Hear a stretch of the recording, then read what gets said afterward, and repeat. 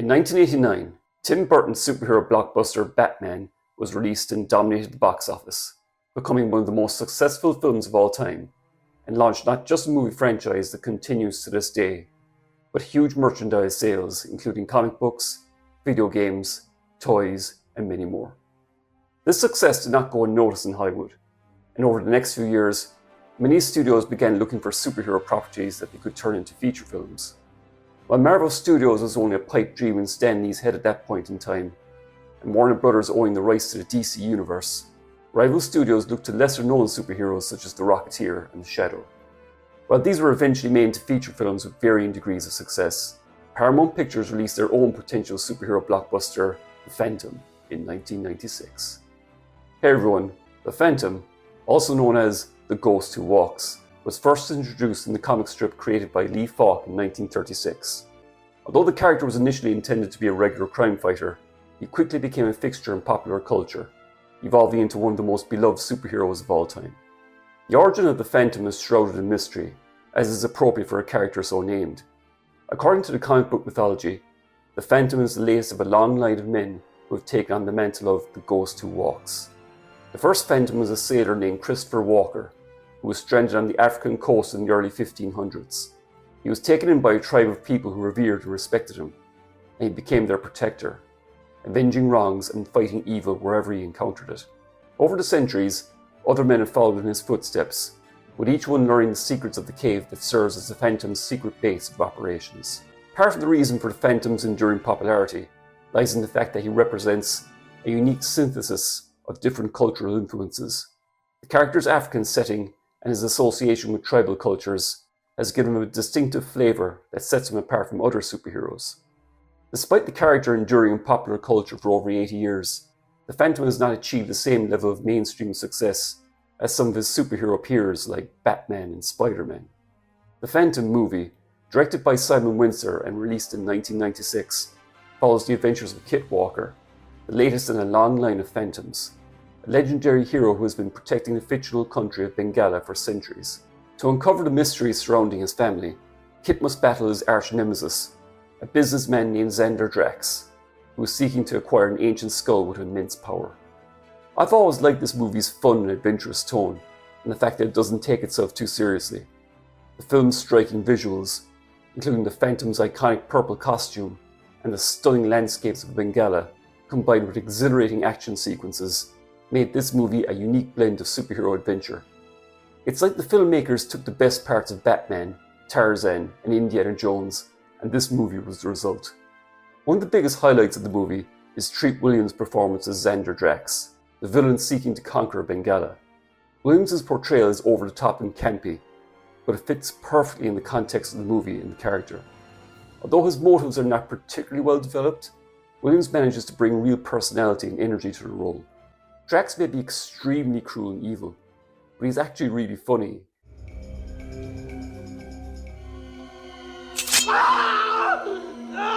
Well, I guess you won't be needing these anymore. The action scenes are thrilling and expertly choreographed, particularly the high-flying rope-swinging sequences that showcase the Phantom's acrobatic skills. The adventure is also present in the film as the Phantom travels from the jungles of Africa to the streets of New York City in his quest to stop Drax.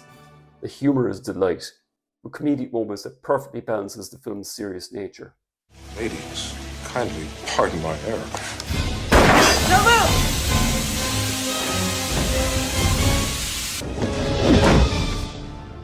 What is this, a ship full of women? The Phantom is a superhero movie that truly understands the source material, and it respects the original character and story, and the film does an excellent job of showing the legacy and tradition of the character.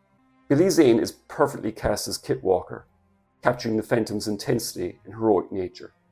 Catherine Zeta-Jones made her Hollywood breakthrough here, portraying the seductive and dangerous Sala. She and Kristy Swanson, who plays the Phantom's love interest, have a great ongoing rivalry in the film, which is a lot of fun to watch. Additionally, The Phantom is a beautiful film to look at. The cinematography is stunning, particularly the jungle sequences that were shot on location in Thailand. The Phantom's costume design is also flawless, with the iconic purple suit and skull ring being faithfully recreated for the big screen. Special mention has to go to David Newman's terrific musical score. It's one of the most exceptional elements of the film. Newman's musical influences were very apparent in the score for The Phantom. The score was heavily inspired by the works of legendary film composers such as Bernard Herrmann and Max Steiner, not to mention John Williams. Additionally, Newman's classical training and experiences in other genres, including jazz and rock, added to the unique blend of styles that he brought to the score. Newman's Phantom theme is a thrilling and highly energetic composition that dynamically introduces our hero to the audience. The piece incorporates a brass-heavy arrangement that builds to a great crescendo.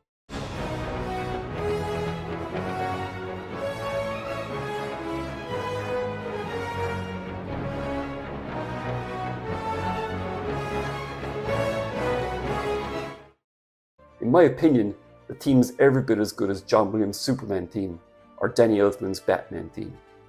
Finally, The Phantom has a timeless quality to it that is hard to replicate. The film feels like a classic adventure tale that could have been made in any era, and its themes and characters are universal. The Phantom is a hero who stands for justice, truth and honour, and those values never go out of style. When The Phantom was released in the summer of 1996, the film didn't find a big audience and was a box office failure. I remember when this movie came out, and most of the criticism was aimed at the Phantom's costume. Yes, it's kind of silly that this guy would wear skin-tight spandex while he spends most of his time in a stunning hot tropical jungle.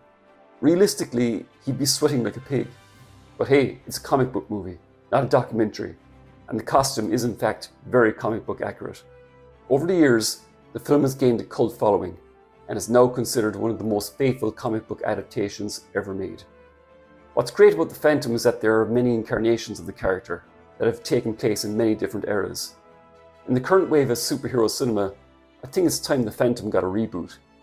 In fact, Billy Zane has recently stated that he'd like to play the character again in a legacy sequel, possibly in a mentor role similar to the character of Kit Walker's father, played by Patrick Magoon in the 1996 film.